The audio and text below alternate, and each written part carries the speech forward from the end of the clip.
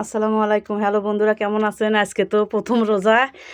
আইন বাবু আমার রোজা আছে, ওই জন্য ইফতার নিয়ে বসে আছে। আজকে আমরা ইফতারি করতেছি বোঁদে দিয়ে, পেঁয়াজি দিয়ে, বুট দিয়ে, যাকে আপনারা বলেন সোনা, আমরা পরি বুট, তারপরে বেগুনি, চানাচুর, এই যে ট্যাঙ্গের শরবত, মুড়ি।